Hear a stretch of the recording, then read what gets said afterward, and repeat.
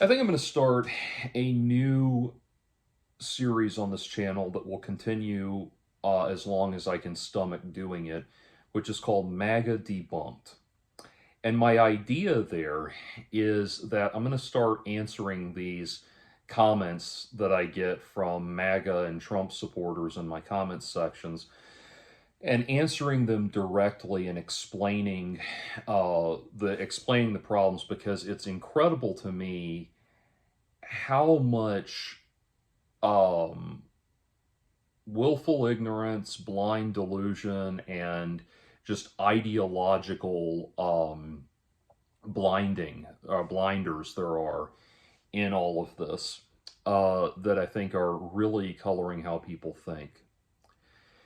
And the first thing I wanted to get to was an argument that was put forth by someone who messaged me with. This person messaged me with a bunch of just MAGA talking points, and I wrote back and just said, I'm not going to get into that. Just, you need to get deprogrammed, and that you need to get deprogrammed is what I've been saying more and more, because you do. The way in which these people are pathologically immune to anything that goes against their deeply entrenched narrative is extraordinary. And so, that said, after I said that, the person wrote back to me and said, well, can you at least tell me why I, as a man, should vote for a feminist, meaning Kamala Harris? Why I should vote for a feminist? Doesn't that vote against my interests? Okay. The problem there is that you have gotten so deeply tribalized in your nature that you are looking at this as a battle between men and women. Here's the thing. Pardon me. Pretty much every left of center successful career woman defines herself as a feminist. It is a very broad and all-encompassing term that applies to very specific and toxic extremes of behavior, but also is just a general catch-all term for socially progressive female intellectuals and activists and that sort of thing. And I say that because voting for Kamala Harris is not the same thing as voting for Andrea Dworkin or Valerie Solanas or even Gail Dines. It's not the same thing as voting for one of these extremist, shrill, castrating harpies that clearly hate men, etc., etc. It's not that. The thing that's keeping you from realizing that is that you are so deeply ideologically entrenched on the other side that you're not able to grasp that there are very, very wide degrees of nuance and identity within that simple term. It would be like saying, for example, that Barack Obama, before becoming successful in politics, was a black activist, and it would be like saying that you didn't want to vote for him because Ghazi Kodzo, who is a militant extremist, a hate-mongering, bigoted militant extremist, is also a black activist.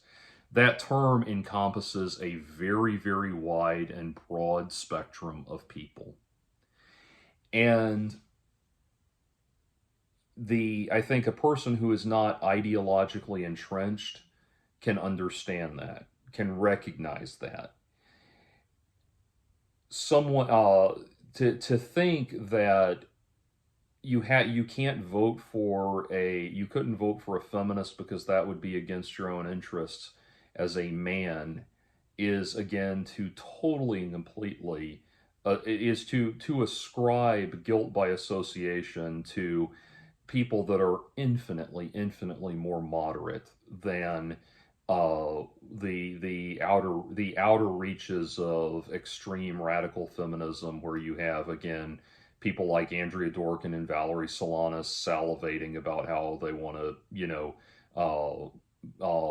brutalize and torture and dismember men and all of that stuff.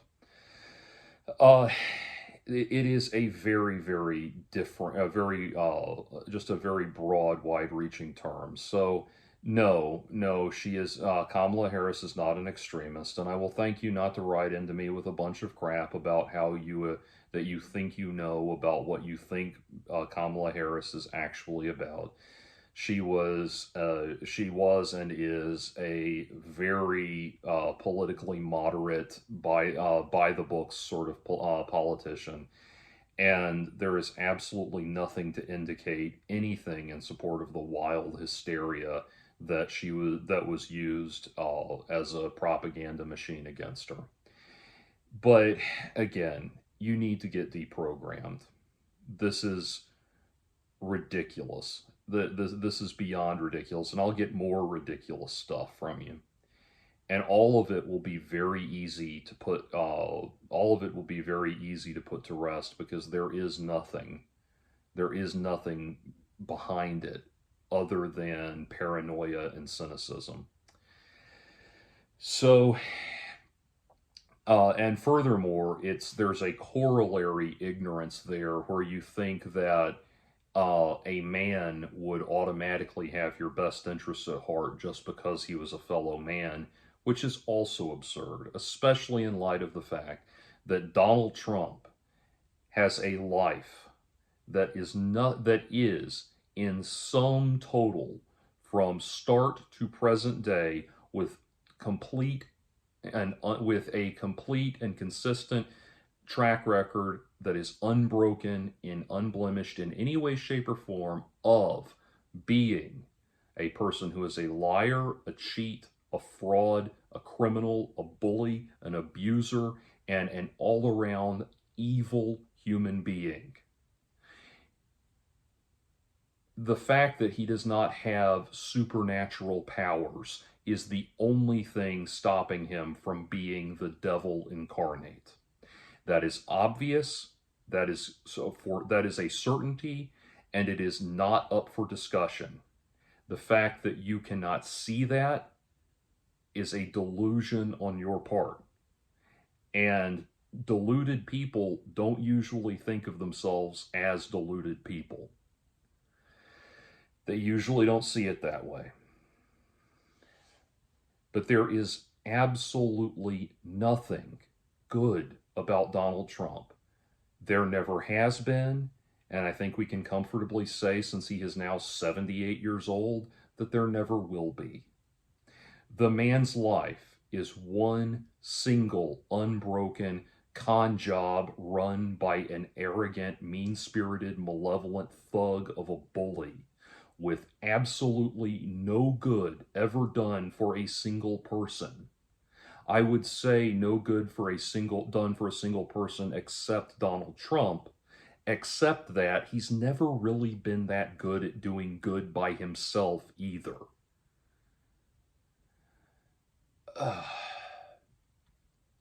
So,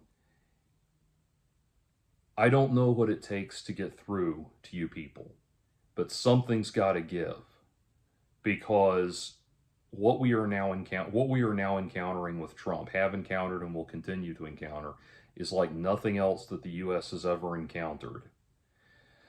We may get through this. We may survive it. It may be that in 4 years' time you're able to come to me and say, haha, I told you so. But if that is the case, never forget the fact that if you get to come to me and say, haha, I told you so, it will be because a lot of horrible things that we were concerned we believed would happen did not happen. If I get to say, haha, I told you so, it's going to be because a lot of horrible things did. And hopefully that will give you pause. Hopefully, I say hopefully, but I'm not, really that hopeful. Somehow, it's got to get through to you.